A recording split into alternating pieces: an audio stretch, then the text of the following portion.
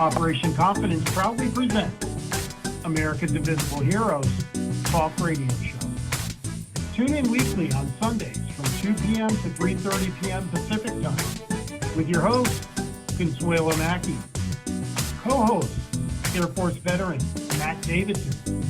Announcers, Taylor Marcella and Brooke Gadesi. U.S. Army veteran and entertainment segment host, Charles Whitehead. U.S. Army veteran and strategies for host segment host, Dr. Kathy Cash. U.S. Army veteran and lifeline for women veterans segment host, Martha Elena Varela. National Director of Faith Services, chaplain, and Veterans in Recovery segment host, Anthony Acampora.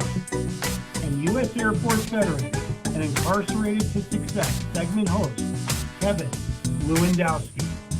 For more information or to be a guest on our show, email info@operationconfidence.org. Operation Confidence, America's invisible hero, invisible hero.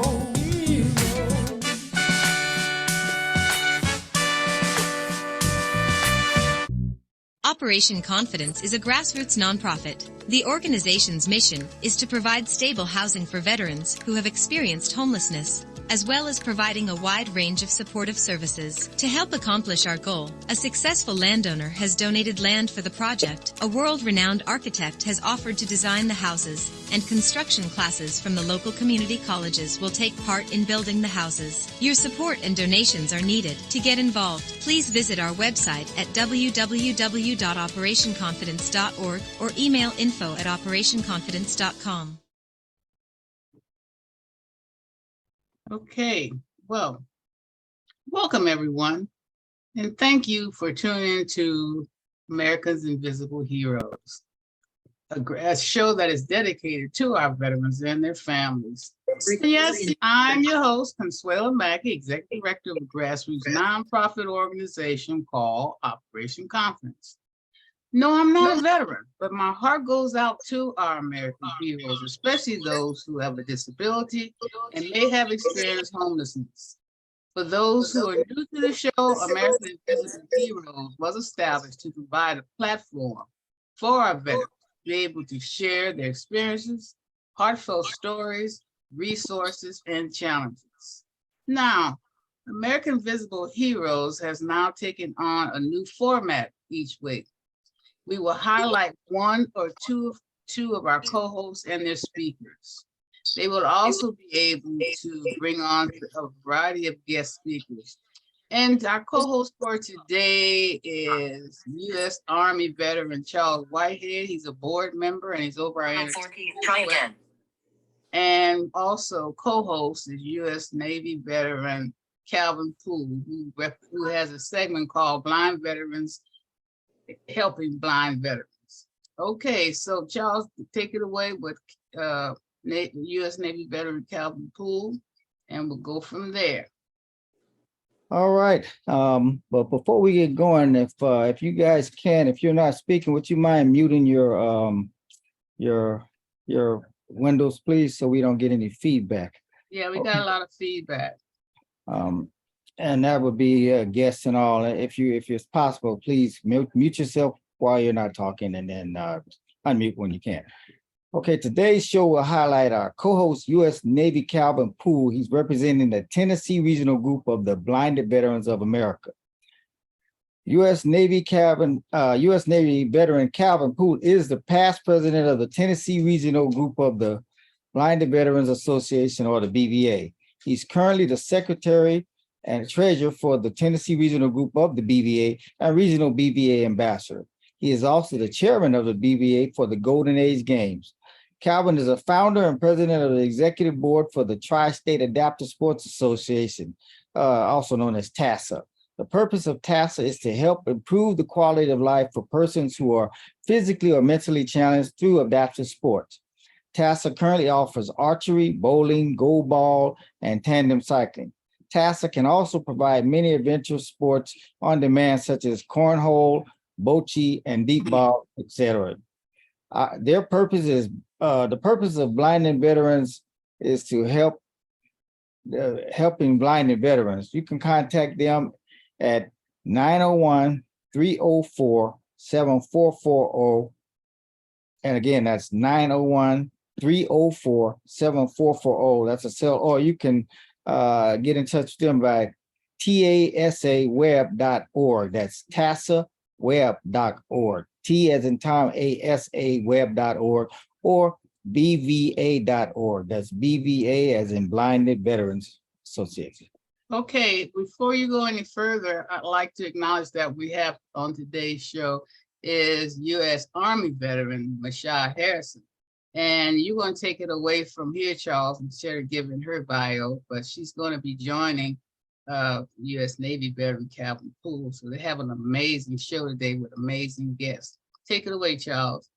All right. So am I introducing Michaun? Yeah, that's our buddy. All right. Michaun is the one that likes to laugh. Okay. Yeah, she's our the way. girl. We love Michaun too. So Michaun graduated from James Madison University in 1984 with a Bachelor of Arts degree. She majored in Spanish and minored in military science and biology. After all TC records were lost, she was denied commission as a second lieutenant. She enlisted in the Army in December 1990. Her basic training was at Fort Dix, New Jersey, while I did mine too, and worked as a 442C orthotic specialist and later reclassified as a 991V3H respiratory therapist, instructor phase 2 pulmonary function technician, and polysomnography technician. Did I say that right? It's close enough, huh? Her duty stations were Fitzsimmons Hospital, Aurora, Colorado, Fort Sam Houston, Brooke Army Medical Center, 121st General Hospital, Seoul, South Korea, and Moncrief Army Community Hospital in Fort Jackson, South Carolina. I used to live there too. Her eyesight loss is the result of being treated for tuberculosis while on active duty. Her condition is occult toxic optic nerve and retina atrophy because of the medication and the treatment. Post 9/11, she was no longer able to qualify with the M16 rifle and was forced to medically retire. She served 13 and a half years on active duty and later attended Webster University and California College of Health Science postgraduate. She has a master's degree in health service management with a concentration in health promotion wellness. She's divorced and has one son who is 18 years old. She is also an identical twin. And so I'm going to give it up to you today. Navy veteran Poole, Captain Poole, and Michaun Harrison their guest is Pastor Kenneth Harvey, Ms. Yannicka Trent, and Mr. Sheldon Ponder. Go ahead and take it over. Take it away, guys and girls. Thank you so much. And I appreciate the opportunity, Operation Confidence and American Invisible Hero giving us for having this segment, Blinded Veterans, helping blinded veterans. Well, our major goal is to reach out across this nation and incorporate our benefits to blinded veterans across the nation and just help them get involved in adaptive sports and just improve their overall quality of life. A couple of years ago, the Blinded Veterans Association started an ambassador program where we take a 26 course and learn how to deal with how veterans apply for benefits, that kind of thing. So as an ambassador, one of the major roles I play is to kind of communicate with other veterans around the country, get them involved with the Blinded Veterans Association. And as well as that, we just, like I said, we just want to thank you all for giving us the opportunity to do this. And today we got 3 dynamic hosts that we want to present in this, Yannicka Trent, Pastor Harvey, and Sheldon Ponder. Is Sheldon on the line yet? I haven't heard him. Okay. All right. Well, at this time, I'd like to pass. One other thing I want to add that every Wednesday, the Blinded Veterans Association have a vet tech program where they introduce different prosthetics to the blinded community. And it's a great program. It takes place every Wednesday at 12 o'clock Pacific, 2 o'clock Eastern, 1 o'clock Pacific time. And always join us on our Vet Talk programs. And it's a very good program. And Tim, Blind and Veterans Association, hosts that program. And it's, like I said, he's doing a wonderful job with that program. And at this point, I want to make sure I turn it over so we have enough time for our guests to Michaun so she can introduce our guests for today. Thank you. Okay. Hey, thank you. We're gonna start with Yannicka? Yes. Okay, I'd like to go ahead and introduce Yannicka, and I want to start by reading her biography. Yannicka, she said, my name is, can everyone hear me? Yes, we hear you fine. Yeah. My name is Yannicka Rivian Moore Trent. I was born and raised in New Bern, North Carolina. I joined the Army at 17 years old and served 8 years as a military police officer. My duty stations included Fort McPherson, Atlanta, Georgia, and Hunter Army Airfield in Savannah, Georgia. I also served 2 tours overseas in Stuttgart, Germany, and Kostluten, Germany. I'm sorry if I butchered that, Yannicka. After the military, I completed my college degree in social work with an associate's in criminal justice. As a social worker, I work mostly helping children with disabilities and parents to become better parents. Even though my health continually declined to the point where I even woke up blind, I continued to help others. As others came along to motivate me, I turned around to motivate others. I am a member of the American Legion Post 540, which is North Carolina's only all-female post.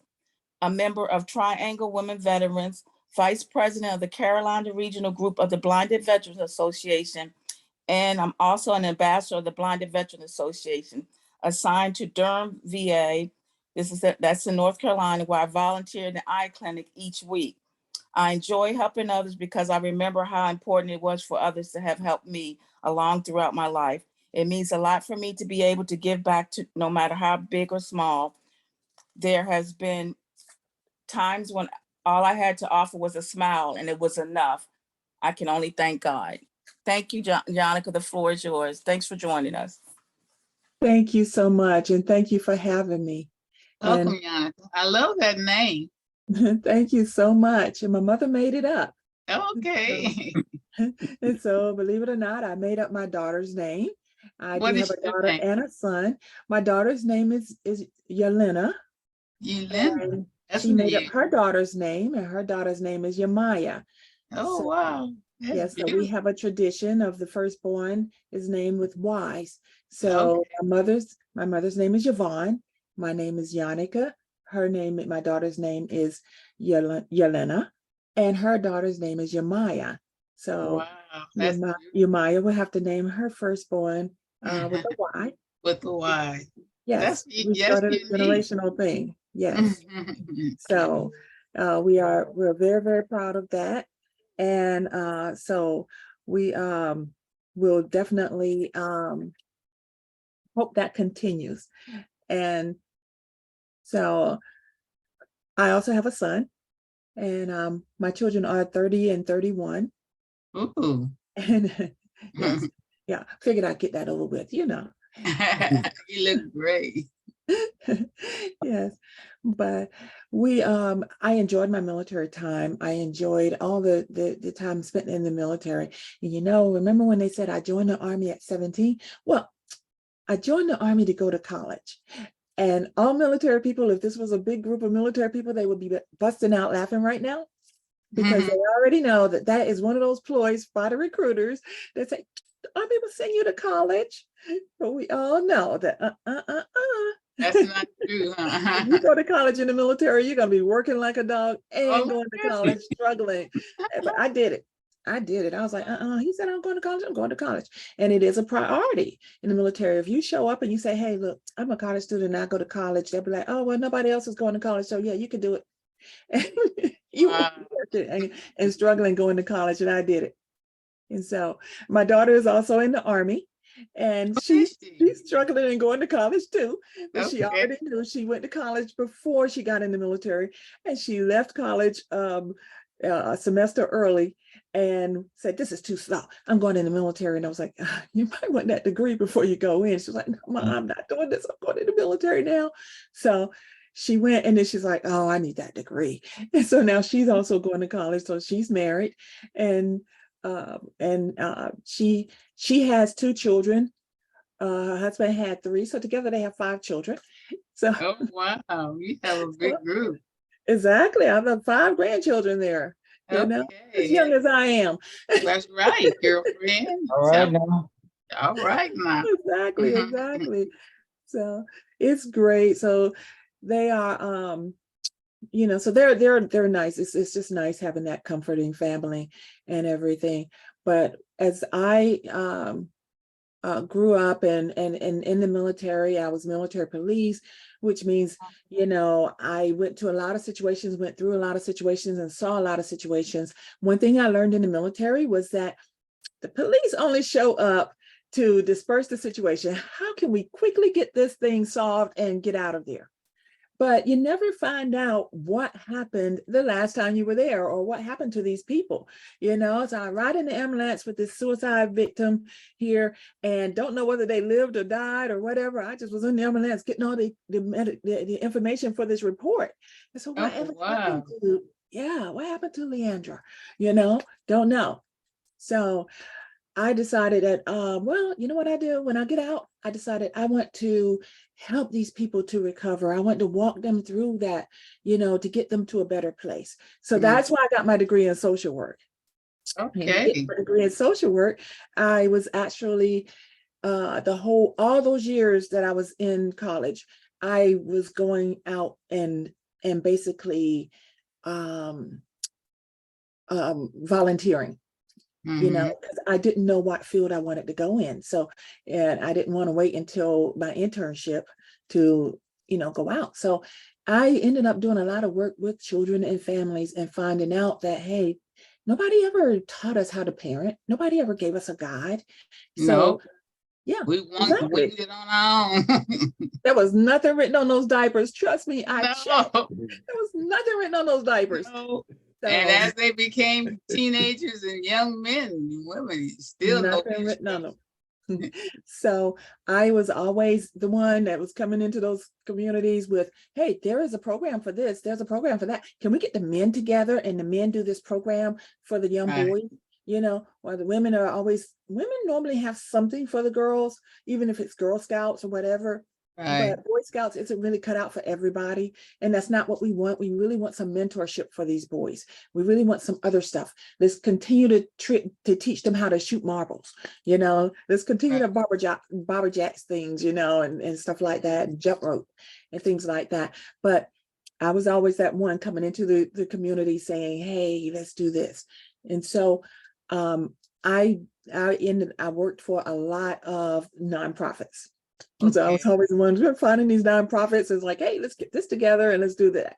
So that was a lot of my work. Parents as teachers, and programs like that would bring this awareness to the children. Even working in a drug rehab place where the parents come, they bring their children, and they'll say, Yannicka, you have so much patience. Why do you, she does this with those children and she does that. I said, well, who taught her not to do it?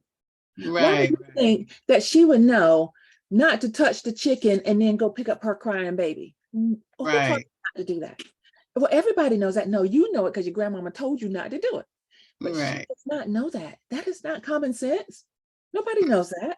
So, I would go in there and say, hey, I'm coming in when you cook that chicken today.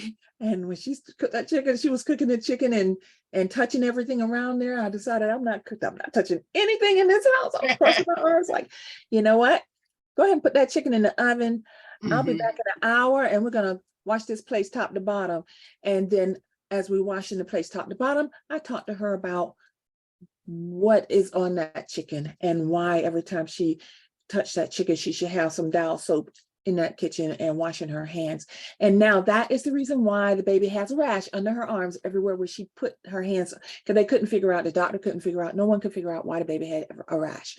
So it's things like that that inspired me to continue to work on the nonprofits and helping those people and helping those parents.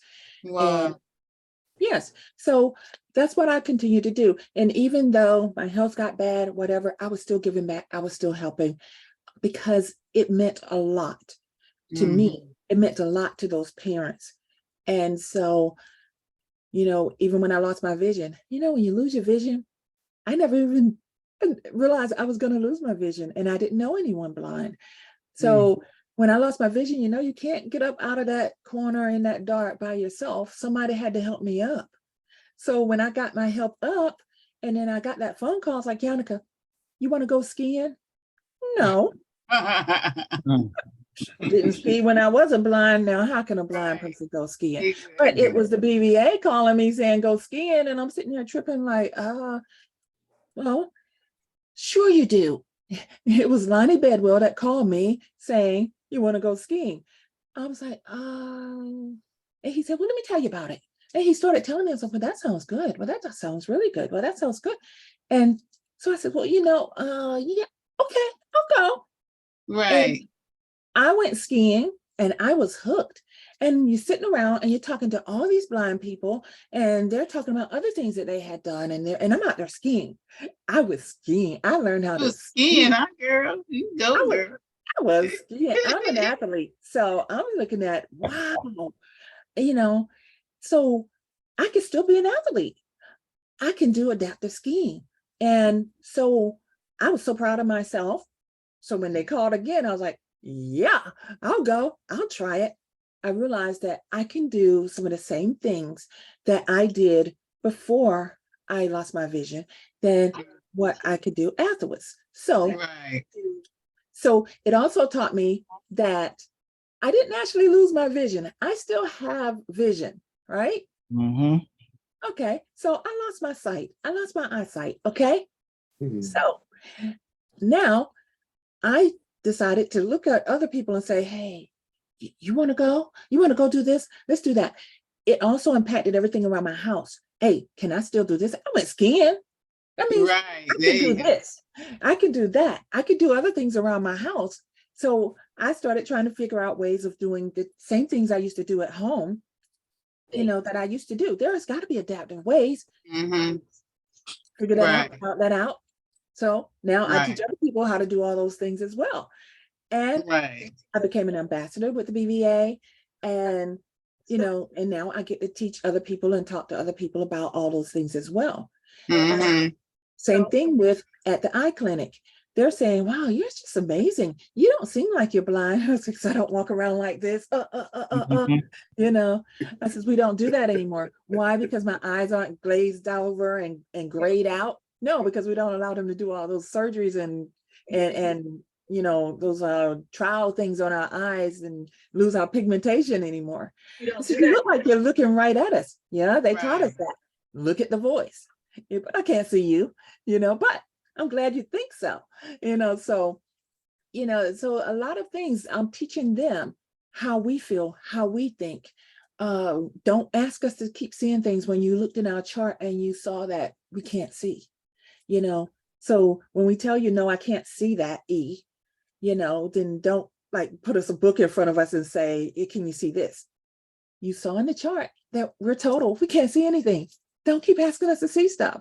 Right. Well, with your presentation and the way that you're looking into the camera, no one would ever think that you were blind. So you're not a little bit visually impaired. You can't total. see it.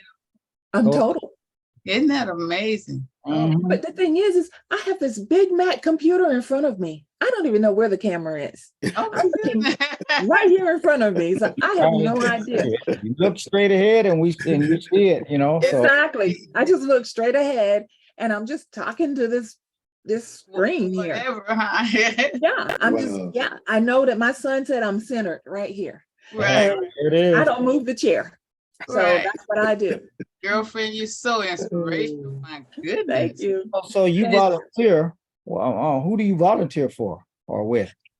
I I am the VA representative for the BVA, the Blinded Veterans Association, at the Durham VA. So when I go in there at the eye clinic, I am representing the Blinded Veterans Association. So I sit in there and I do different things in there.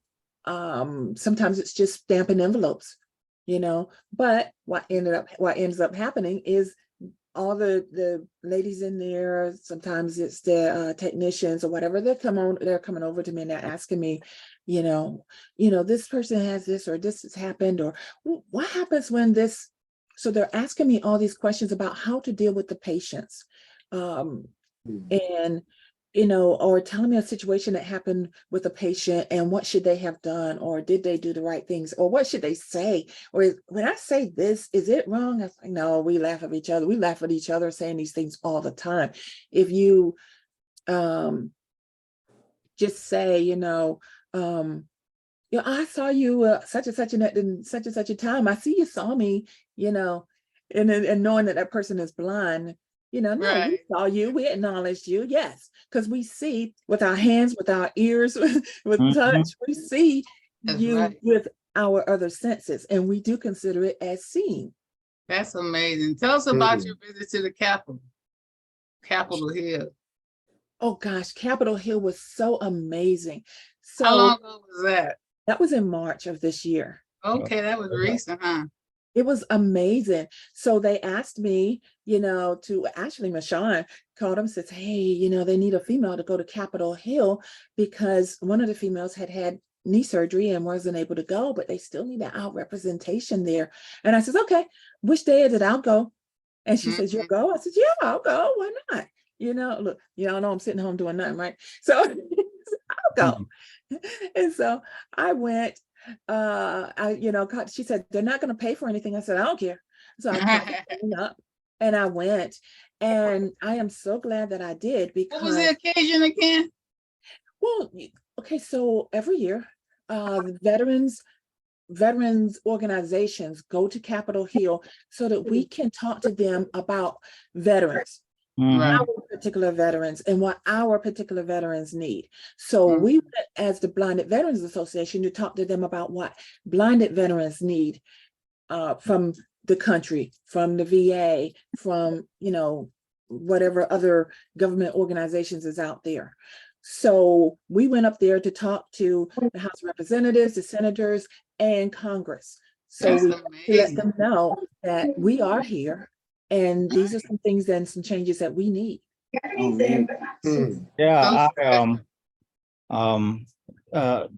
it just so happened, we do the same thing. I'm a board member on the PVA, Paralyzed Veterans of America, and we're slated to go to Capitol Hill next year. So I'll be going myself, and because I'm all about justice, and it's like, get me up there, And you'll be talking now. I hope to see you there, and I hope to go back next year as well. I learned so much. I learned a lot. It was exhausting. We were there from morning to evening. We walked and talked to a lot of Congress people and a lot of House of Representatives, and so, but we were getting our point across. And when the final day came and our president actually spoke in front of Congress, there was a lot of those representatives that said, hey, I want to meet you in my office again. I want to do something with that. And so, we were back there like, yes, we made a difference, and it was because of going around to their individual offices, preparing them ahead of time about what we wanted, that made them actually listen to him and stand up and say, yes, you guys, I think this is very beneficial. I think this is a great, thing that we should do a write-up about that. We should get up a group with that, so yes, we made a huge difference, and it felt so good. So you're just an amazing guest too. You go, girl. Is she precious? So precious as though her, and which I appreciate, your disability is not stopping you, not one bit. Now, did you take a guide dog, or do you have a new guide dog, or what? I just got a new guide dog. I just got a guide dog. And I'm so excited because people asked me before, like, why don't you have a guide dog? And believe it or not, waking up blind is a big time shock. And I had to get used to the idea. I had to get settled with the idea. I had to get comfortable with myself again. And then I put in for a guide dog. And they says, it could take 2 years. Why didn't you just put in for it 2 years ago? And I says, I wasn't ready. I was not going to put in for one until I was ready. And believe it or not, I got one, what was it, 5 months later or 6 months later? Was it What Michelle? type of dog is it? He is a lab. He's a lab cross, what they call a cross too. So he's a cross between a Labrador Retriever and a Golden Retriever. Oh, those are very, very smart dogs. What's the dog's name? His name is Otavio, which is a Oh. $5,000 name. And for $5,000, you can name a dog at Anything you guide dog school as well. And I remember the third day that after I got him and I was at school, I was like, I don't even know his name. I can't remember it and say it right. I was calling him everything. I was calling him Tafiaco. So this is the name he came with, huh? That's the name he came with. Oh, And, my and goodness. the trainer looked at me and he said, you've only known him 2 days. Oh, God. Some time. But some of them had normal names, of course. But Right. for some people get to name dogs and they name them all kinds of crazy names. Mhm. But that's not a crazy name. That's a name that actually fits him. And so of course, he has a nickname, of course, and so I call him Tavi, and they was calling him Tavi as well. So he's my Tavi, and his nickname is Toto. So- You have to, I love dogs. You have to bring him on one time. yes, he's sitting right here. Toto, where's Yeah. Dorothy? Well, I was in Kansas when they called me and said, hi, your number's up and you can come here. Tavi, come on. Tavi, touch. It's asleep. I was in Kansas when they called me and they says, oh, we can come and do your visit. And I was like, oh no, I'm in Kansas at my daughter's. Come, Uh-huh. Said you got met Toto in Kansas. No, so I was like, oh, and they said, that's okay. We can come next week. I had only 1 week left in Kansas. Oh, yeah. So you didn't meet him in Kansas. No, I didn't meet him in Kansas. I was in Kansas when they called me. Tavi, up.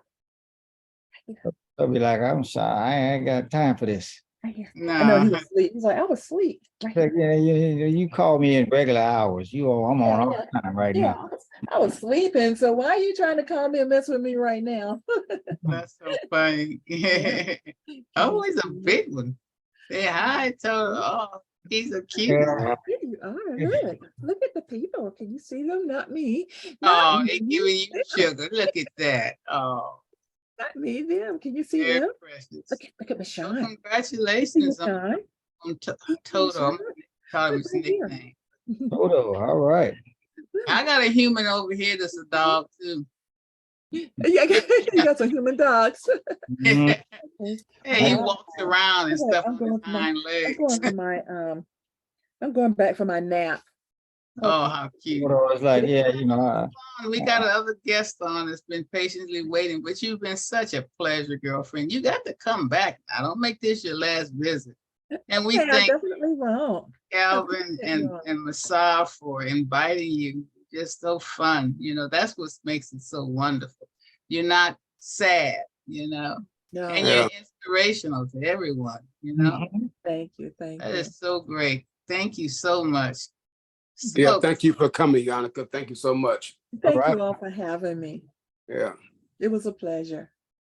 so, Charles, you're gonna take it away and introduce the next guest? Well, I'm gonna let Calvin's Calvin gonna take it? that, yes. Okay. Yeah, our next guest is Shelton Ponder. And I met Shelton in Texas a couple of months ago at the equine therapy program. And he was such an inspiration. Just listen to him about some of the things that he was doing there in Missouri. So we decided to ask Shelton on so he can share his wonderful stories with you all. So, Michaun, do you want to introduce Shelton and do his bio, please, ma'am? Yes. Shelton Ponder, he's a poet, a playwright, actor, artist, activist, community elder, historian, lecturer, skier, kayaker, bicyclist, tennis player, United States Air Force veteran, 1962 to 1966. Morse intercept operator. That's his job. That was his job when he was in the Air Force. He published 3 collections of poetry: Sanskrit 1978, Sanskrit 40th year anniversary edition 2018, Right Out of My Heart 2020. Mr. Gaunt modified a one-man play, performed, produced, and portrayed an educator since 1987 on stage, college schools, Los Angeles, Hines BRC, which is a Hines Blind Rehab Center, lecturer on African American culture and history. He participates in various forums on social issues, local and beyond. That's Shelton. The floor is yours. Take it away. All right. You muted, sir. You muted. Maybe you can't hear us. Can you hear us, sir? You're muted. You can hear us, you probably. You're muted. You're trying to work it out. Can you There hear you me? go. There we got you now. now. You have me now? Yeah, Yeah. we got you now. Okay, well, good afternoon, good evening, good Hey, whatever. As Shelton Ponder, I've had the opportunity to do many different things, and everything I've chosen, I do it to the hilt, or else I don't do it. Right. And once my vision began to leave, I have to tell you, I had a 1987 Porsche that would not let me stop driving it to go have my eyes examined. And when I was almost totaled by a car going in front of me, I realized I never saw the car. I never saw it. But anyway, be that as it may, when they told me I could no longer drive, I had glaucoma, macular degeneration. I said, okay, now, and I'm on with my life. I still write, I still travel alone, I live alone. I just became a city councilman at 80 years old here in Liberty, which is right next to Kansas. I participate in everything that's going around here, whether city council, local issues. I was one of the co-chairs. We put up a monument that has about 875 names of African Americans buried in the segregated part of a cemetery. We raised about $300,000. And now this is a state-of-the-art memorial here in Liberty, Missouri, where I live. I do a tremendous amount of walking, and I've been going skiing at Steamboat Springs for the last 6 years. I love going. Matter of fact, my ski instructor and her husband came through Liberty to see me a couple of months ago. They were on their way across country. But I talk about Liberty as people talk about anything else that's exciting, because my family's been here for over 200 years. Wow. And I get a chance to talk about Liberty in a way that even some of my counterparts do not. They ask, I don't have, or they say I don't have anything that goes that far back. And my ancestors somehow managed to hold paperwork together. I'll say hold it together, because my grandmother would write notes and put them in books in the house, which we're still finding notes now. And she's been deceased for almost 40 years. But everything that I can do, I engage myself, because nobody gives you a free ride. I've never had to look for one, although I've been given more opportunities than a lot of people. I've squandered a lot of opportunities. At 80 years old, you get a chance to do a lot of things. Go back and straighten up some things too. I've been straightening up some things lately, but I have children, grandchildren, and great-grandchildren, and a lot of us will be here in Liberty, where our family originated, and before Missouri was a state. Really? And just the fact that I can pinpoint not only my family, but I also give tours. We have a cultural center. I'm a board member. When people don't want to do anything, they say, give it to Shelton. When they do, then I just engage. I'm a hell raiser when it's necessary, and I'm another person when it's not necessary. But I'd rather coordinate with people than to alienate. If it comes to that, then I will show up, stand up, and speak up. I don't have a problem with it. And just many opportunities that have come my way. I'm steadily reaching out to bring other people in, to let them know that because the vision is virtually gone, that doesn't mean the mind is gone. It doesn't mean my ability to reason is gone, or my ability to be a congenial person. I get 1,000 questions a week. And now that I'm on city council, people stop and talk to me, not even in my ward. I won by 18 percentage points over an opponent who happened to be European, blonde, and young. And I told them this was a piece of cake. I had this, not a doubt in my mind. But anyway, be that as it may, I'm having a great time here. Matter of fact, I'm going to Hines on Sunday. Next Sunday, I'll be at Hines. I try to take advantage of everything. I try to help raise money for Wounded Warriors and Fisher House, and anything that I can do to help somebody, I'm on board. I mean, whether they're a veteran or not, I don't draw a line. I let people draw the line, and then I step over it. So I will end with that because I want to hear someone else. I know my story, but and the wonderful people I met at the equine therapy just was a true lift to me, and I'm sure that we should do that again. I wish we could do it about 3 times a year. I know we can't, but Michaun and the other people, Yannicka, Donald Hooks, Charles, whomever was out there, it was just really a good thing. And I tell you, all of you, keep on pushing, okay? And thank you. We're just so honored to have you, and believe me, through Calvin and Michaun, I would like to get in touch with you so we can tell you what our nonprofit is doing here and all the support that we need to help out disabled veterans. So I would love to share with you, since you say you were looking for other programs. We got one for you. But I thank you so much, sir. Well, thank you. Go ahead, sorry.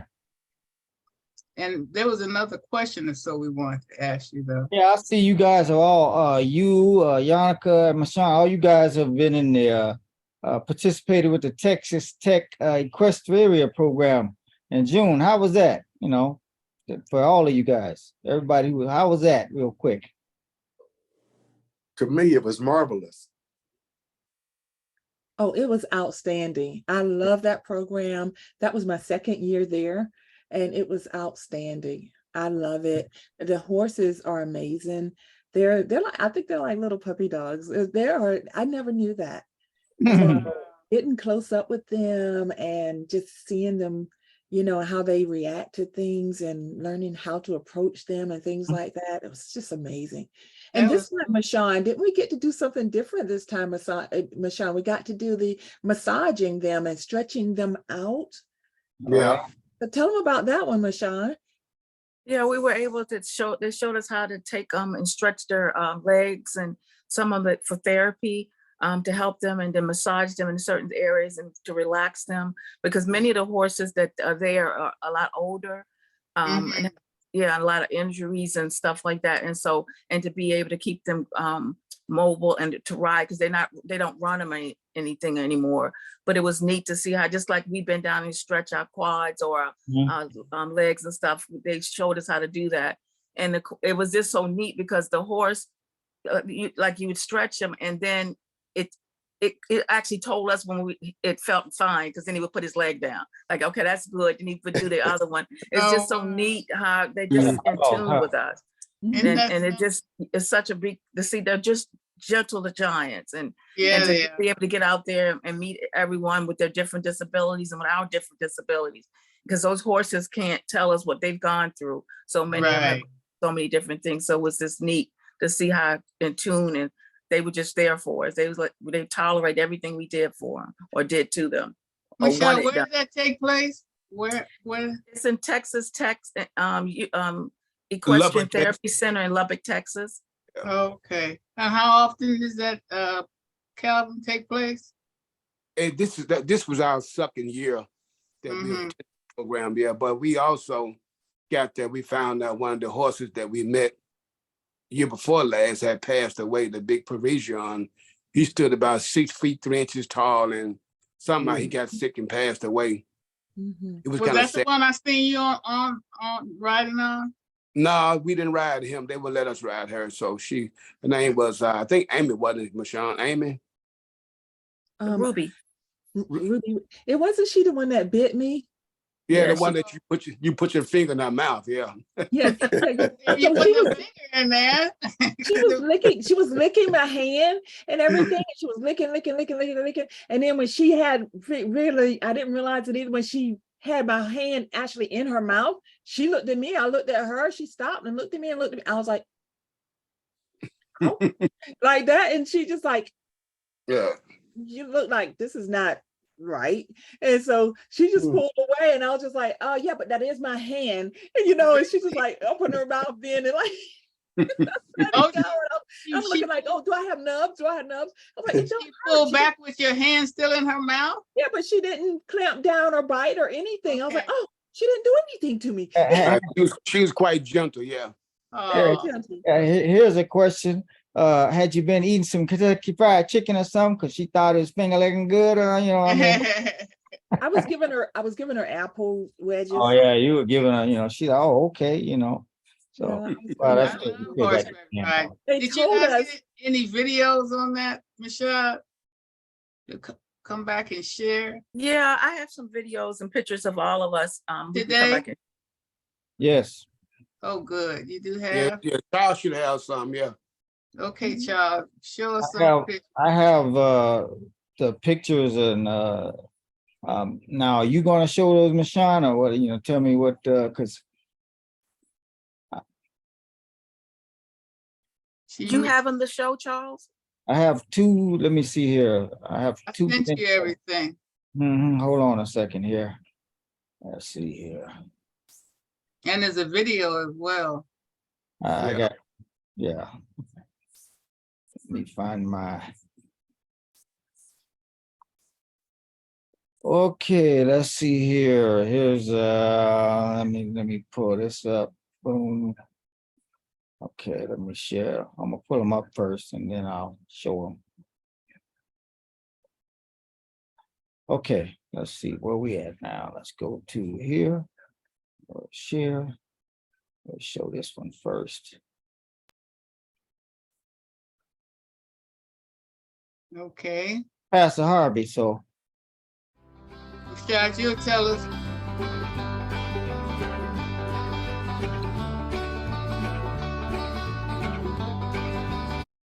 Whoop.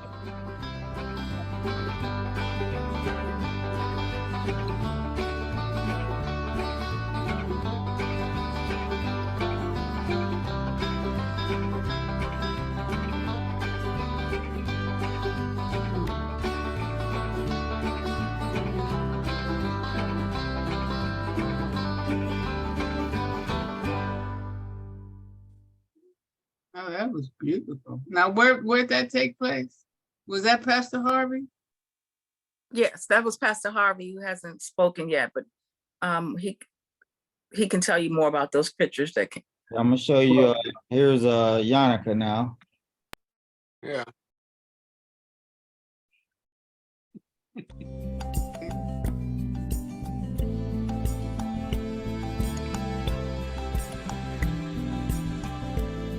Look at Yana.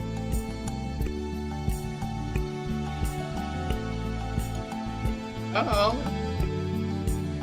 You caught a fish, huh, Yana? Oh, I was the only one that caught a fish. Oh,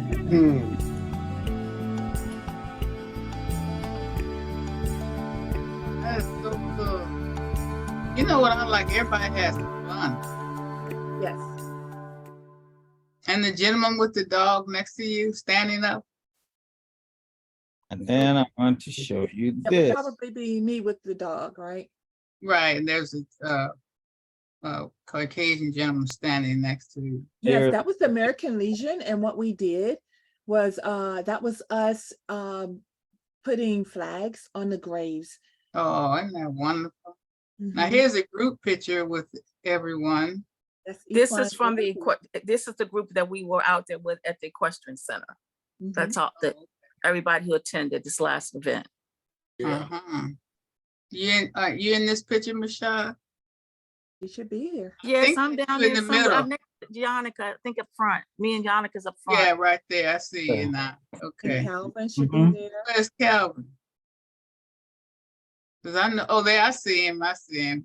Standing there holding the horse. Calvin's a rider. He's a regular cowboy, huh, Cal?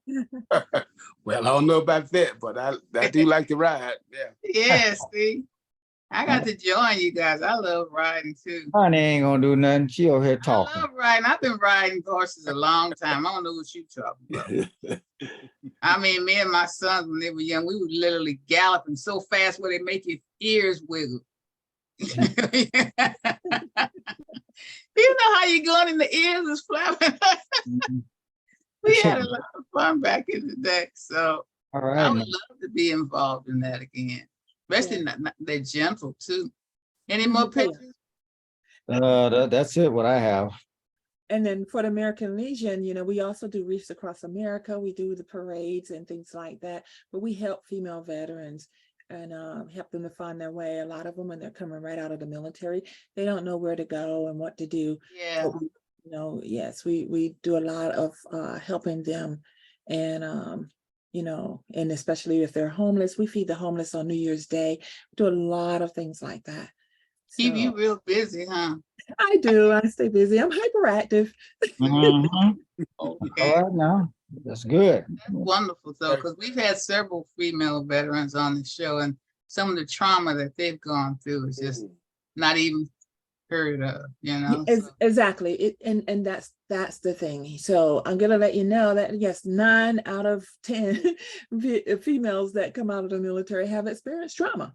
Yes. yeah, I know. Yeah, I've had an opportunity to be with a lot of them, and Yes. it's unbelievable, you It know, is. what they've gone through.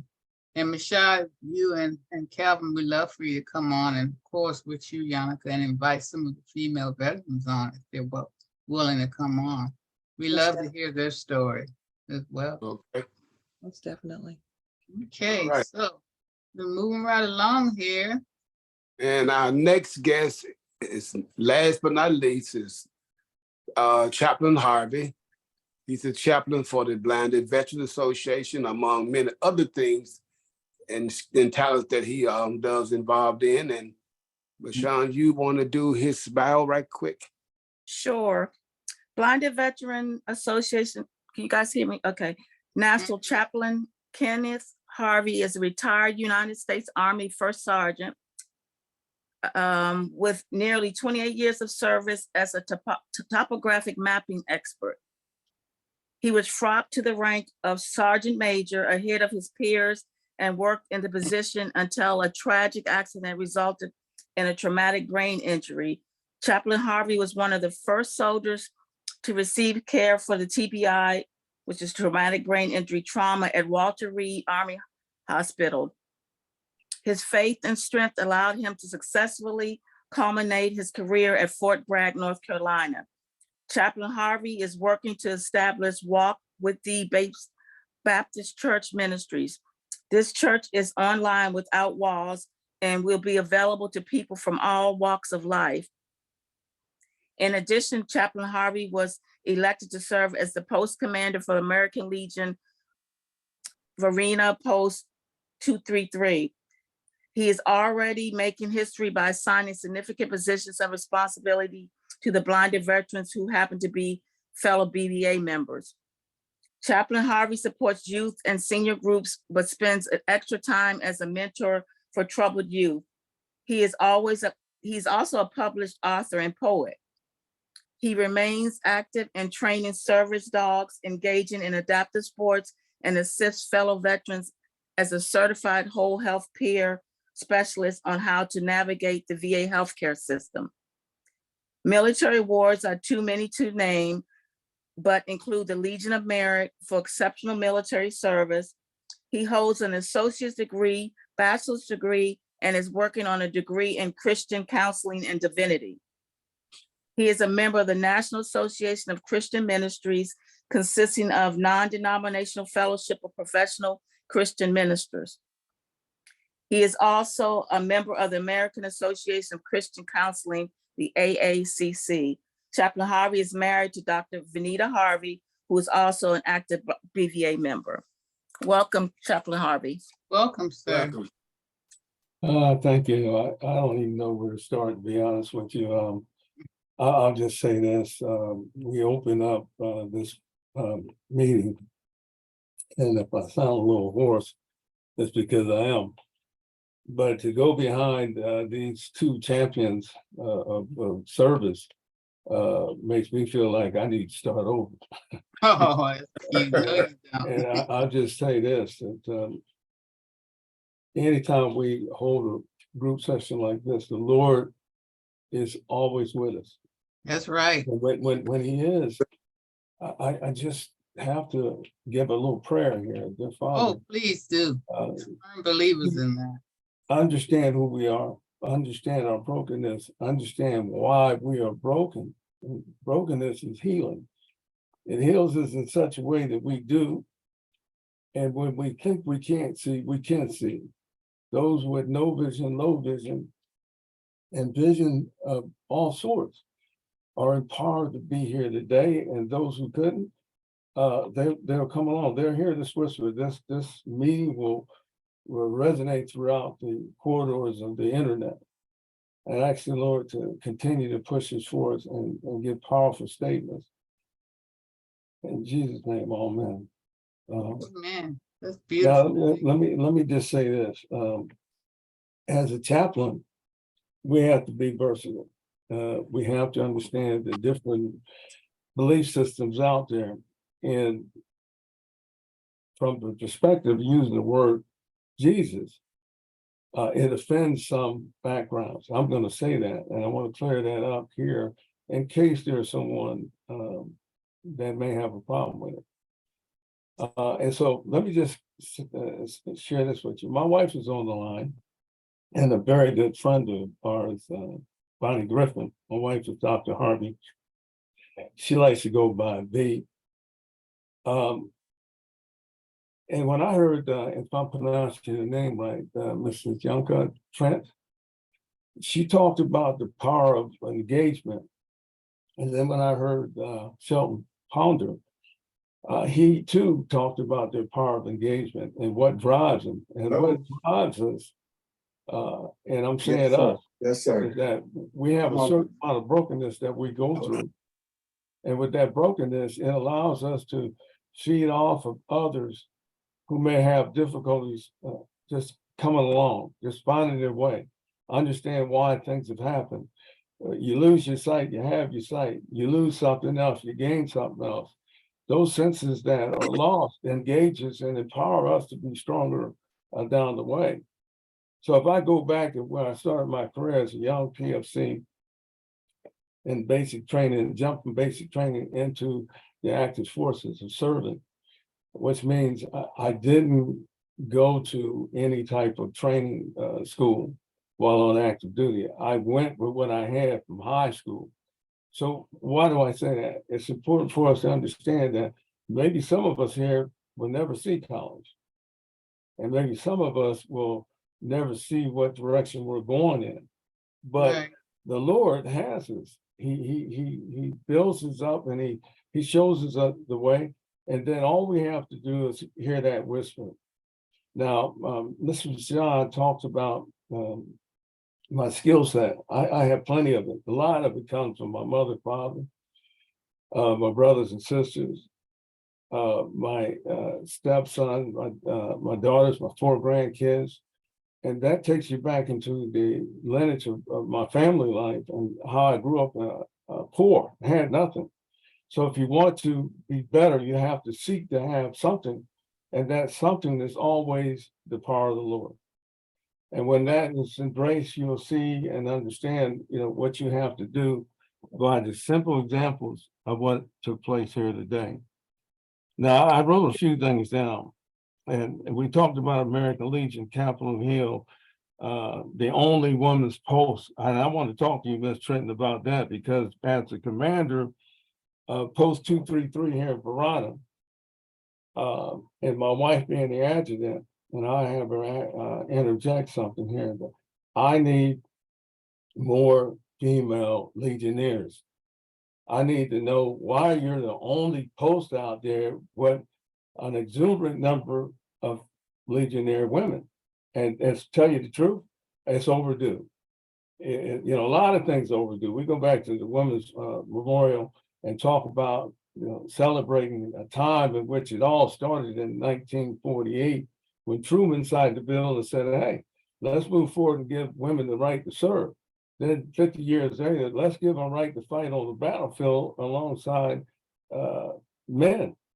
Look, they have been fighting, at the age of whatever qualify them to go forth. We just needed to have some ego reducing and understand that what we protect here in this nation is the fight that the gentleman, Mr. Charles Whitehead, was talking about, resolutions.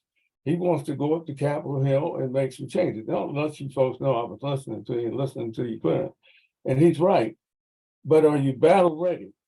Or are you able to sustain what you're going to get yourself into? Because a lot of that, what we start, we don't finish. It's incumbent upon us to finish everything we start. And He's a so finisher. I never thought that I was going to be a minister. I started out being a life coach, and one day, one of my doctors said, have you ever thought about being a minister? And basically what I said to him, when the right calling comes, I will serve.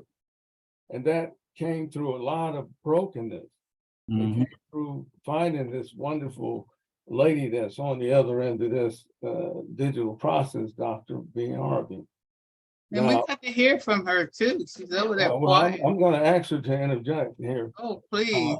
And you have to really take into account the voices that went before me. And I'm so happy because I took some notes here on Mr. Shelton. And what I heard was Mr. Shelton's brokenness. I heard that he's steady. He's an outreach person. He lives no matter what. And he didn't break it down in such a way as to gloat. And I could go back to the Bible and tell you about that, but I think we all here know what that does to folks. But what he did was says, I know who I am. That's the real key. And the Lord said, I am who I am. And so when he says, I know who I am, he says, I don't care that I'm blind, that I can't see. I don't care what people think. I'm going to move forward and serve the community. So as I asked my wife to step in for a moment and say something, I want to say this to all of you. You insert power by waking up in the morning, your feet hit the ground.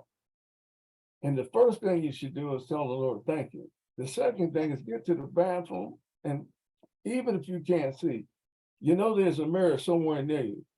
Assume that you can see it and tell the Lord, I got this. Because the attacks on us through generation, our young kids, which I have to admit as well, my godchildren are here. a challenge for both my wife and I, because we have some problems with our eyesight and other physical conditions. But what I like about what's going on here is the power of folks to come in here and serve no matter what. And I can't ignore Miss Michaun. Whenever I needed something or I need something, she gets it done for me. Her son is currently the adjutant for something called, and the lady that's part of the American Legion, she'll probably understand what I'm about to say. The Sons of American Legion. There needs to be a resolution there because we're saying Sons of American Legion, and we're telling the females to go join the auxiliary club. And that's a problem. I'm gonna say it just like that, because you don't fight to fly like the person, Mrs. Gonzala Mackey, operation, witty, sharp, showing her stuff and fighting to build this process up and get more people here. Yes, So sir. that tell me that she's incapable of functioning as a leader. She is a leader. She's a leader here. She's a leader in the community. She's a leader in her family. She's empowered to do what she needs to do. No one should stop that. So as I bring my wife on, I'm going to ask each one of you to say, I will not be held hostage by anyone. To be held hostage is to give up on who you are. Right. Your strength is the power of the footprints in the sand. And I'll tell you a little more about that. But Dr. B, wife, honey, sugar pie, honey bun, I ask you to step in and introduce your friend and talk to us for a minute. Tell us a little bit about yourself and help me with this story. Dr. B. Wee-hoo. Hello, everyone. I'm not going to show my face because my hair day is not going the best. Oh. Yes, I'm here. It's nice to see some of you all again. I'm here. I'm supporting my husband. I'm also here with one of my good friends, Miss Bonnie Griffin, who's also a Legionnaire, and supporting us from time to time. Just wanted to say hello to everybody and to remind everybody that the only thing that beats a failure is a try. So you got to keep on pushing and you got to give out before you give up. And those are my words and I'm sticking to them. Thank you. Right. Okay. My words too, Dr. B. Now, Consuela, Dr. B was a guest host some time ago. She was one of the first that we had on the show. Uh-huh. Yeah. She was, tell me a little bit about Dr. B again. She was on a female Purple Heart recipient. so I'm also do Operation Safety Net for women veterans. Oh yeah. Yes, ma'am. That's kind of a busy beaver. Yeah, you are. Well, girlfriend, you got to come back on now and share some more of your phenomenal information. We need that, because like you said, well, don't give up. And I mean, me not being a veteran and a woman of color, I've had all kind of doors slammed in my face, but I'm not letting that stop me because God has told me to keep on going. I've seen what broke my heart and what started me on this mission. This Operation Common has been around for a couple of decades, advocating for individuals with disabilities. And then there I was in a homeless area, because ironically, right next to that homeless area is the garment district, and I like to go down there and look at fabrics. And there these veterans were, an encampment of them, sleeping out of their wheelchairs on the street. And I just couldn't understand how come that happened. So I've been on this mission. This has been a challenge, but he said, go around, one door closed, go through. That's it. And I done been through all kind of doors, over the hill, in all those years, but I'm still on my driven mission, and I'm so happy to be able to put this show together.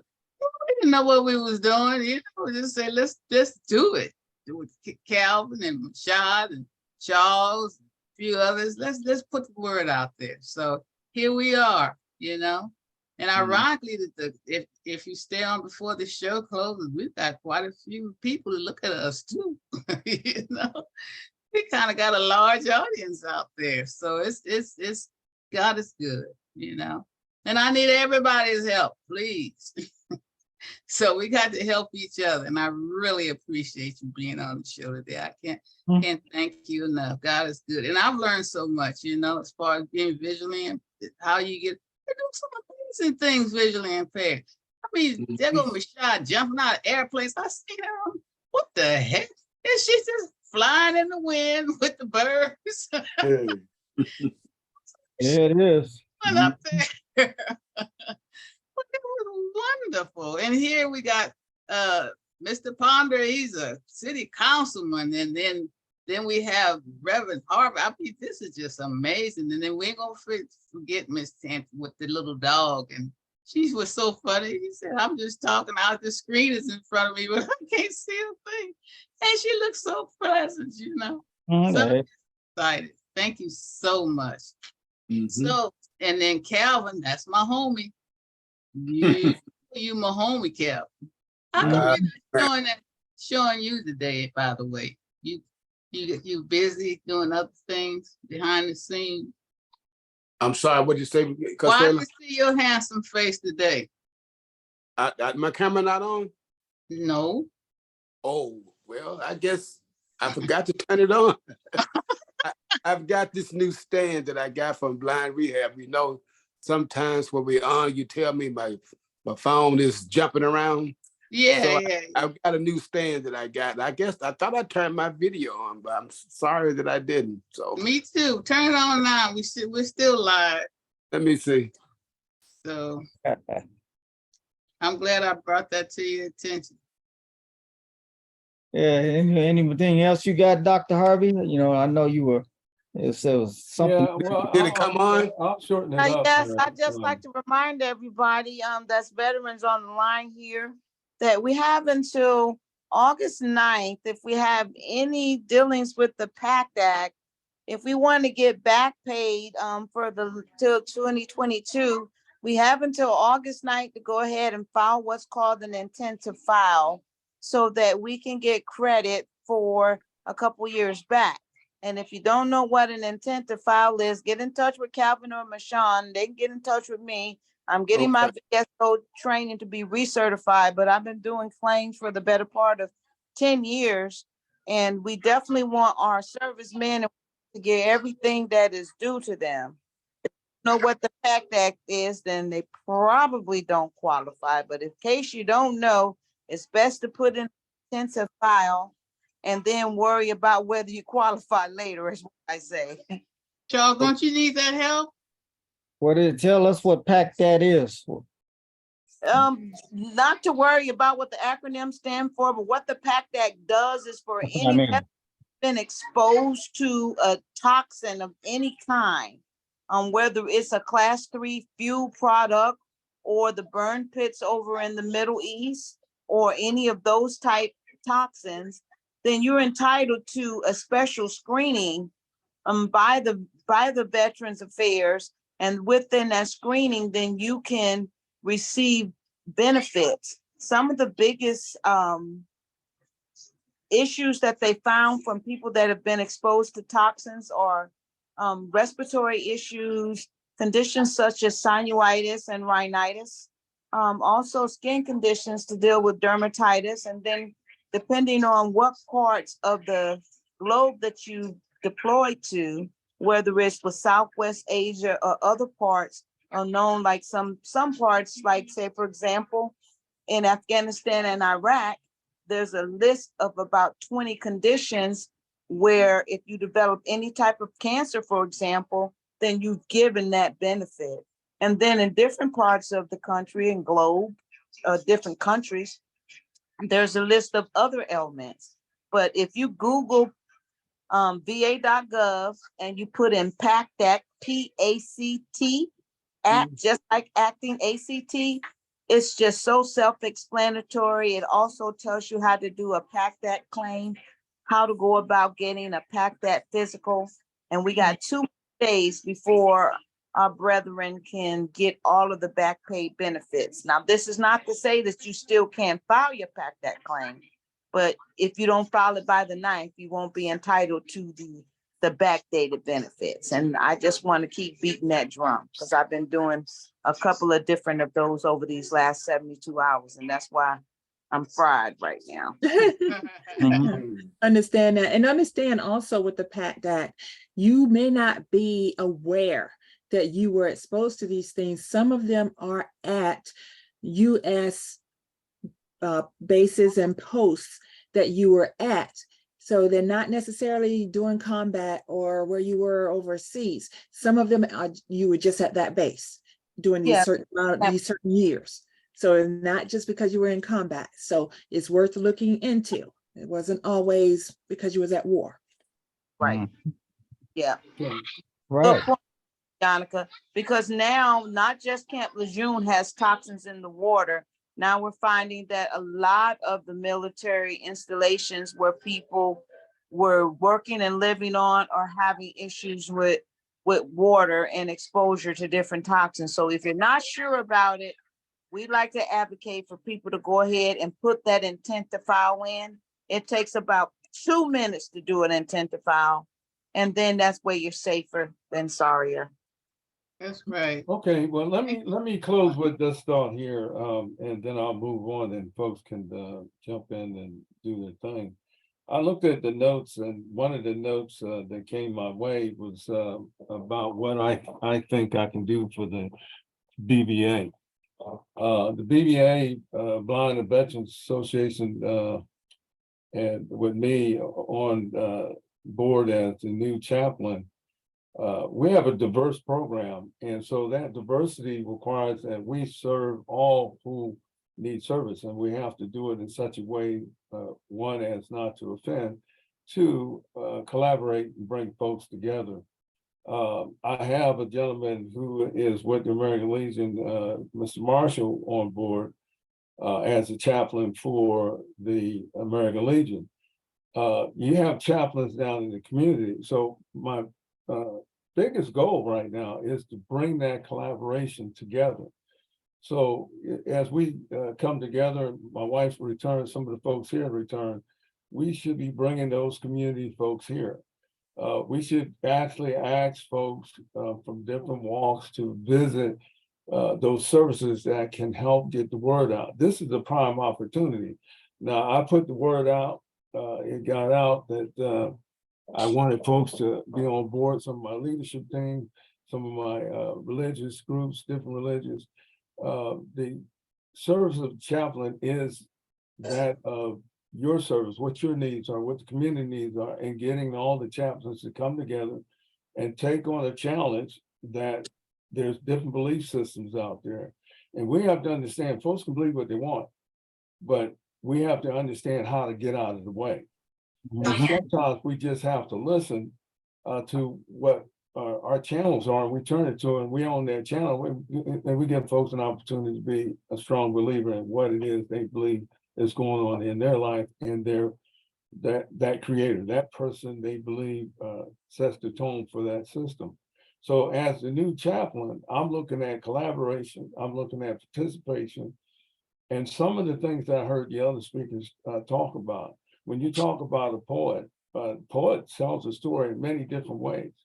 You talk about being blind versus not being blind, they tell the story in a different way. I heard the manager of this program say, you don't look like you're blind. You don't look like you have a difficulty looking into the screen and talk about it. And matter of fact, I commend her for her approach in dealing with her services, not only to herself, but to the community. She's reaching out there in total darkness.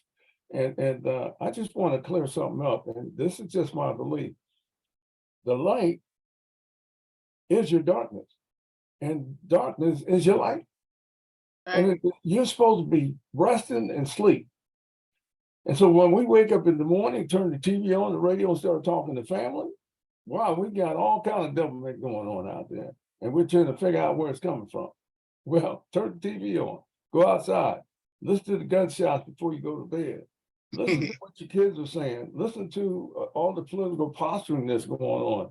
Listen Right. to anyone who's saying something good and someone wants to tell you something bad.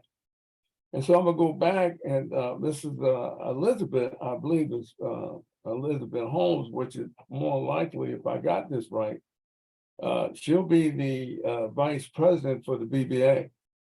And we talked about her role and my role and that of the membership. And so I'll just make this comment. Sometimes we believe that we're not believers, but every one of you will become a believer when the Lord calls on you. Mhm. Yeah. Everybody gets a chance to tune up and forgive up and ask for forgiveness. And so whatever it is that you believe, let it be for now. But we all get that calling and we have to answer it. And Right. so lastly, I need to be sure that with Mrs. Michaun on my side, my wife, and some of the folks that I've met throughout the American Legion, which I'm a part of, I have 2 churches going up. One is pretty much in place. The one here in Virginia, we're still working on. And I work with a chaplain divisive program. And I just left this morning the American Legion College. And some of you folks probably don't know the American Legion has a college, but I'm sure someone here is smiling on the other side of this digital process. She understands what I'm saying. There's a lot of what's going on that we talk about our needs are. We need to start looking for institutions that can help us serve those needs. And a lot of the veteran organizations have those institutions and we're not looking at them. Why? Because the community don't know anything about it. So that's another one of my objectives and goals is to make sure that we collaborate. I want to talk to Mr. Shelton more. I want to talk to Mrs. Trent more. I want to talk with the leaders of this program more. And we need to have our own little summit. Well, I'm ready. Whenever you say, let's go. Whatever we talk about, we need to get the word out there. So Yeah, I would like to Calvin, suggest, I know Calvin, he's already out there just whipping the system out, Calvin. You just doing it, my guy. and that's what we need him to do. We need to whip every system that comes in front of him, and we need to act on his words and his strength, because his words and his strength is what got him to be a city councilman. It's not the fact that he's blind, not the fact that he's afraid, not the fact that he can't. He says, "I will." That's right. And with that said, that's right. we need to pull all that in. And so well, you all are just amazing role models. I mean, who? I mean, if anyone had any doubt, it's over with today. Right. I mean, it's just amazing, huh, y'all? Absolutely. I mean, you know, a lot of great stories here. And Is Mr. Marshall gonna say a few words? He may, if he'd like to. Matter of fact, I'd like to hear Mrs. Elizabeth, if she can say a few things. Oh, that's Miss Elizabeth. Yeah, okay. We didn't see her. We're gonna see your little pretty face, Miss Elizabeth. You sort of caught me off guard because I was just gonna listen and observe and just find out what's going on. So I hope you enjoyed the show. Oh yes, I did. Reverend Harvey and I will be talking, and that's hopefully I am elected to vice president. Let's put it that way. Okay. I'll say for her, there's no hope. She is the vice president according to God's law. And the creator knows when to put people in the right place. And look, she's here in the right place and didn't know that I was going to call on her. Marshall's here. He's a chaplain for the post. Trent's here. She's a legionnaire and a veteran. We got Mr. Pondit here, is everything the community needs and more. Right. We got LaShawn here. She's a device of moving forward, challenging and giving the word, and to an extent, if she needs to, correct that story, she'll correct the story for you. And so all those folks that I've heard, like Calvin Poole, his energy, you can feel it. You don't even have to assume the energy is there. He's got that energy, and that was amazing. And so then we got the director of operations here, Mrs. Consella Mackey. She tells a story about what people hope not. She tells a story about what people hope not and what they can do. but you are the story. You are the leader, and you are the frontier to make this forum larger than what it is. Don't worry about what you can't do. Tell me what you can do. That's Mhm. right. I don't believe in the camps. That's why Okay, I'm. I'll turn it over to Miss. Thank you. My name is Charles. Mrs. Elizabeth. My name is Charles Mark, and I'm a 74-year-old Vietnam Combat Marine Corps veteran. I have been an advocate for veterans for the last 23 years. I have attended Antietam Bible College and Seminary in Hagerstown, Maryland, and I was paralyzed for 3 years.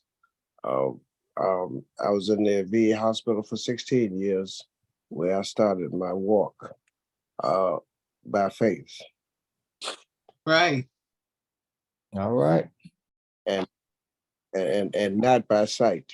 I met Mr. Harvey here at the Richmond McGuire VA Hospital, and it was a blessing because we made the same type of journey within our health situations and our life walk. We bonded and we just started doing what our gifts allowed us to do, and our calling on this parallel to each other. And he asked me, would I become because of my Christian experience, to become a chaplain for the American Legion post, and I said yes. And so I'm a poet, creative writer. I published a book on how I use my creative gifts to inspire my recovery from total paralysis to 13 years of chronic pain, from a spiritual implication to a physical application. I had to learn how to walk after being paralyzed, homeless, and on crack cocaine for medication. And so that is my legacy, to recovery, and everything I do is therapeutic and geared to my recovery for whatever brokenness that I had to experience. I've taken a lot of courses, classes, programs through the VA for the last 23 years. I'm married. I have a wonderful wife. I have a home. I have land. I have vehicles. I am mobile. So, and anything that I can do to encourage a veteran or anybody, I've traveled. I traveled to 10 states within this United States. Just telling my story and talking to veterans. Yeah, Charles, It's been Charles, you have a great. pretty powerful story. Because I would like you to allow Mrs. Elizabeth to go on with her story, and then I'm sure that they're gonna call you back so you can finish telling that story. I know that for sure, because you just have all that to lend. But let's let Mrs. Elizabeth turn it back over to the operation person and move forward. I Yeah, appreciate we'll it. bring you back, Charles. From Charles. Yeah, we'll get you back and you can tell us more about this stuff. It's just sounds interesting, we like to hear this kind of stuff. That story in detail. Mm-hmm. Yeah, that's that power. So, Mrs. Elizabeth, we want to get the program back to the operations person. I'd like to hear you say something, being that you are the up and coming vice president, and we're going to do some wonderful things together. Wow. Like I said earlier, I wasn't prepared to say anything. Just give us I'm better at answering questions. Okay, I'll give you a question. What inspired you to run for vice president? What is it that you that you want to do? Well, what inspired, when I ran for office back in 2018, I think that's when I started. I was I just felt that there was no women on the board. And it didn't, and I had an experience where the first convention I went to, one of the chapter presidents, I knew where I was at, and I introduced myself. And the first thing he said was, where's your spouse? I'm like, excuse me? And he says, well, he's the veteran. And I'm like, excuse me? So that just sort of lit the fire. And I'm like, you see the badge I'm wearing? I mean, you can't see it, but it says I'm a member. Right. I don't need a man to speak for me. I can speak for myself. There you go. So from there on, I just said, this has to change. I'm sorry, but I went through how many years in the military back in this, started in 76, and back then it wasn't like it is now. So there was a lot of obstacles. Can you tell us a little bit about your military background? All we have on the screen is just Elizabeth. Tell us. Well, tell us about you. Well, I don't like to speak about my past because that was the past. I go on the future, and what I'm doing now, I just, the past is the past. I learned. I know what, I've been to stations around CONUS, and then I've been to Korea, and I've been to Germany. Okay. And in each place you learn. And you make sure that when you leave, they know you're gone. And they will, you leave your mark. And that's what I like to do, is leave my mark. And I like to leave it on a good note, but sometimes you meet people who just won't accept you. And I says, well, you take me for what I am. And, that's right. And so that's me. That's me too. maybe we can have her back in the future on another program. Yeah. Oh, would love that. She sounds quite interesting. I would love that. Yes. Well, if there's another question. Oh yeah, that's pretty much it. We'll get you back, and then you can give us a detail, as you say, Yannicka, detail. We want to hear the details. So. Oh, well, there's a lot of details I like to forget, but you experience them, you learn from them, and you go on. That's true. You got that right. So, and that's me. Right. So. Hey, Elizabeth, I got one question, Elizabeth. Where do you see the BVA in the next 3 to 5 years? I would hope we learn from our mistakes and we get together as a whole and not as individual or separate little groups that try and make their mark. It's us. It's the whole organization. And I see too many people trying to do their little thing. And that sort of helps. That doesn't help us. So I would like us to hopefully reorganize and go straight from there. What's right is right and what's wrong is wrong. And we do it the right way the first time. That's true. That's true. That's why I like to see us going forward. So true. I would just interject by saying that this is another reason why we need to empower our mothers, fathers, young ladies. It's time for, I'll be maybe the first to say, it's time for a female president. We need to get our egos down off our shoulders, and we need to move forward with collaboration. Collaboration brings strength. It brings people together. It brings new knowledge, new challenges. And one reason why I've connected with Mrs. Elizabeth, the power of her voice, the power of her knowledge of who she is. And I just go back to the beginning as I turn this over to the operators. Hostage taking and allowing it is up to you. And I say stop right now. And I say the next time this show comes up, bring a buddy. Bring someone with you. I attempted, sometimes got changes, and we got rainstorm and warnings, and I wasn't even sure I was going to get on. So that's why I'm on my wife's computer right now. But I'm a firm believer, as Mrs. Elizabeth said it best, is we don't go into a corner and make our own party and excuse everybody else. When we come to the middle, everybody should be in that middle making the decision. All inclusive. Get out. All Yes. inclusive. Yes, sir. Yeah. So true. I'll end with that note. My service dog is tired. 3 days. Seriously, we walk, just so you know, anytime. If you want to reach me at any time, call me at 7, 8 o'clock in the morning up to about 10. I'm walking my service dog. Between 2 and 3, I'm walking. Between 4 and 12 o'clock at night, I'm walking, because to some extent, that's how I get a peace of mind.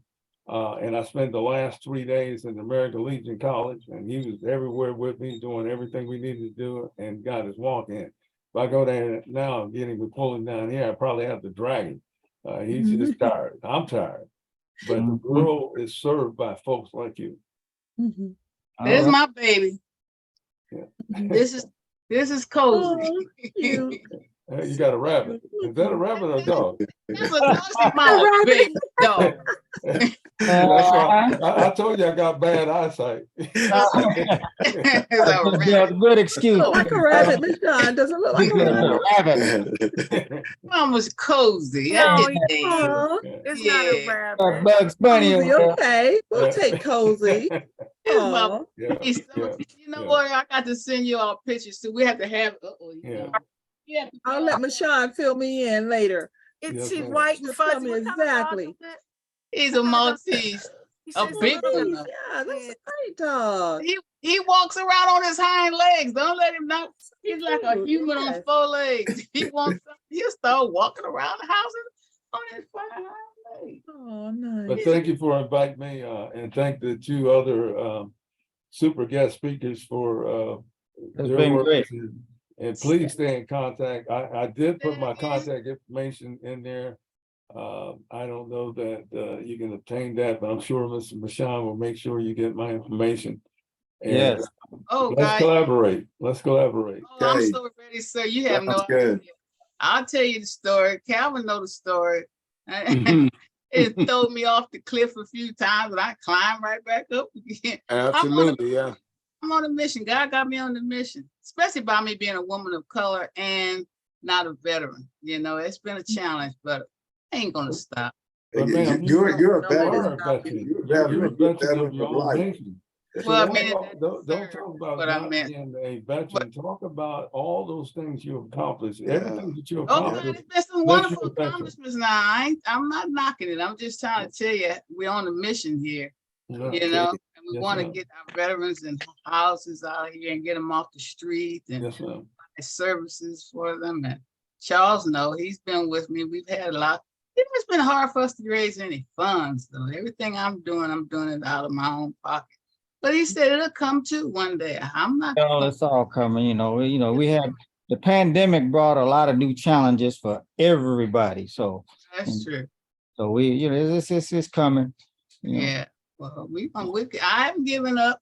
I'm still here. We just take another route. That's all. Right. But you all have been absolutely so wonderful. We've learned so much, huh, Kel? Absolutely. You all do this every day, but people out there don't know what you all can do. They've literally given up, and just listening to some of your stories didn't give up. My girlfriend was so funny. She said, I'm sitting in front of this big screen. It's a big screen. And I can tell you, one of the important things that Elizabeth said is, especially for female veterans, sometimes you really do have to forget the past in order to move forward. No, I respect that. That's very, very important. You have to let it go. I got it. Let it go, ladies, in order to move forward. Say hi. Say hi. I have learned. Say hi. Say hi. I have. Say hi. Ginger likes Somebody else has a dog. Come here. You got a wolf over there. What is it?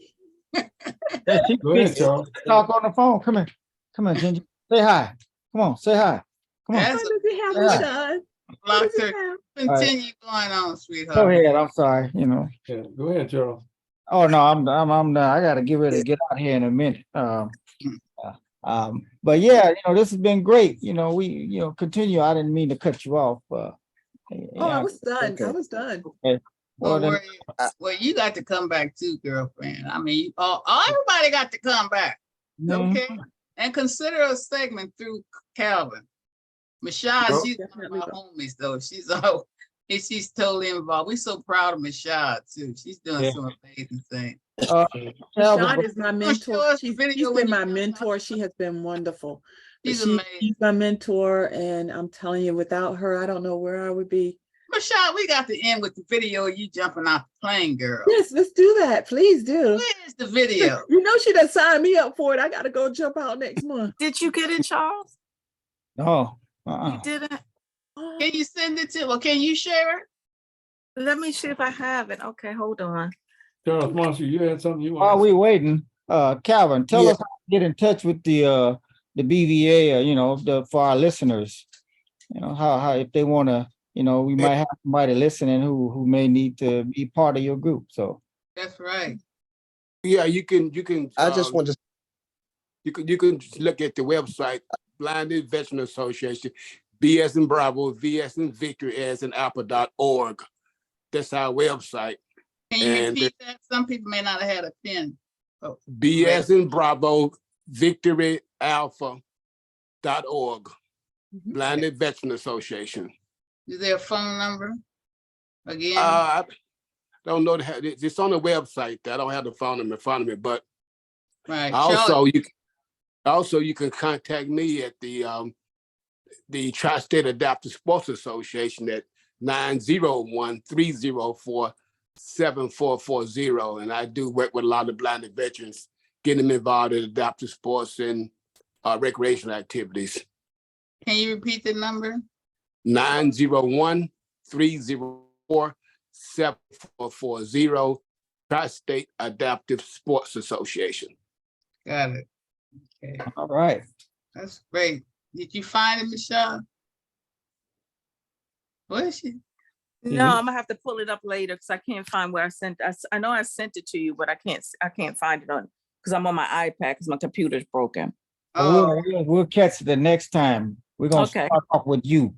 Yeah, we'll start off with Michaun jumping out the plane next time. Yeah, I want. Yeah. Everybody got to see that. That's a good one. Yeah. Okay, so we're gonna let Charles take it away. You have a funny clip, Charles? Got a little funny clip here. I got one Mr. Dog doing the moonwalk. And then another one is watching soccer. And this is funny for all your listeners. It's a dog sitting on the couch with his master or lady, the ladies, and they watching soccer, and then the dog gets so into it. When the people score, the dog jumps off the couch and fall. I'm gonna show you. You can listen to it. It's funny. He always ends with a funny clip. Yeah. Talk us through it. Yeah. This is the one doing the moonwalk, the Michael Jackson here. That's one that's can't hear the sound. I saw this before. You saw that one? Yes. Dog dragging his butt.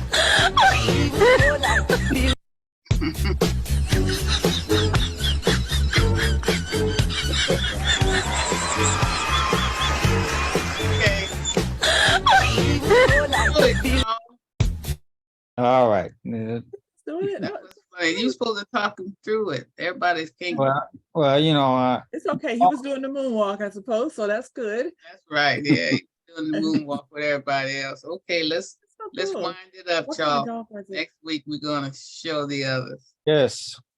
Okay, so in closing, I would like to encourage all our viewers and listeners to please go to our resource page. We got some amazing resources. Go to Operation Confidence, www.operationconfidence for more information. Go directly to our resource page. Also, we like to inform everyone about Operation Confidence Positive Redirection Team. That's a group of male and female veterans who are mentors and have overcome similar challenges and situations. So to get involved with that, please contact us at the same info@operationconfidence.org. And we want to ask you to please subscribe to our American Invisible Heroes on YouTube. To date, we have over 140,000 views. We're moving up every day. And then lastly, we want everyone to know that we are also streaming on Spotify, Apple, Google iPod. We have Amazon, iHeart, Stitcher, and on our own Instagram, and of course, Operation Confidence blog. So we want to thank our amazing guests. It has been such an honor. I'm so honored that Calvin and Michaun has invited you distinguished individuals. Good. Please come back again. You all have been just so enlightening. People have learned, I've learned, and I know our viewers and our listeners have learned. So does anyone have anything to say anymore before we sign off? No. Charles Mark has something to say. Just a few words. In relationship to the lady was saying that not to go in the past and because he would rather deal with the present and the future. As for my brokenness, I had to go back to the past. I went back and I got closure on every situation, every crack in my life, everything that affected me negatively, and got closure. It took me 20 years to do so. And once I got closure, I was able to be creative in all levels of my life. And maybe you have to come back on and share. Yeah, that's maybe you have to come back on and share how did you get that closure? Because some people don't you agree, Charles? Oh yeah, that'd be perfect. That's why we say we'll bring you back and you give us the detail, because just to say it, it's one. But when you start going through what you had to do by this and this and this, it helps people, because some people just don't know. They say, "Oh, it's easy to say, why don't you just fix it?" But sometimes you just say, "Just fix it." And you're like, what do I need to do to fix it? I need to go and I need to start here, step by step. And that's people, right. You can get my contact information from Pastor Harvey and V. Absolutely. And the thing is that you get directly with you, contact with me, and we can set up whatever you need. Well, we'll go through Calvin and Michaun. Those are our two lead people, but we want to thank you so much. Yes. Thank Calvin, you. You want to end with anything? I'll contact me, Consuelo, through Pastor Harvey. Please do. Yes. All right. Great. Well, if we can we close with a brief prayer? Oh God, yeah, please. Sure. We totally believe in prayer. As we see through all that comes to us, our great Creator understands what we don't understand, sees what we don't understand, heals what we don't understand, enlighten us on those things we don't understand. This group has been powerful, wisdom-wise, and other. Those who are incarcerated, those in the hospital, those who cannot appreciate what is being put before us today, allow them to get a whisper, get that moment, stand up to all that the challenges out and move forward. Just graceful footprints in the sand. Amen. Amen. Amen. All right. Okay, Charles, you have our ending music, and we want to say goodbye to everyone. All right, everybody, say goodbye and Say goodbye. Thanks. And Calvin, we'll see you next month in the shop. Mr. Elizabeth, y'all take care. Okay.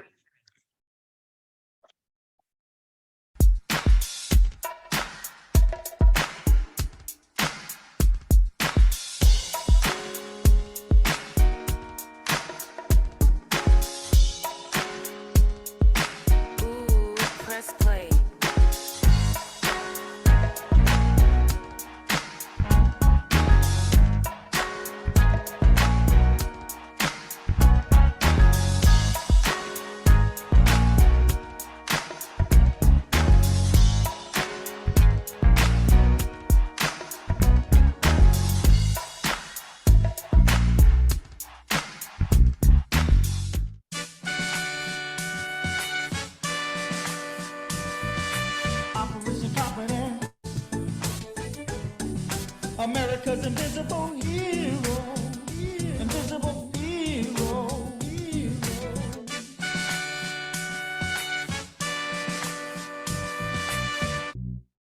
Bye-bye. Adios.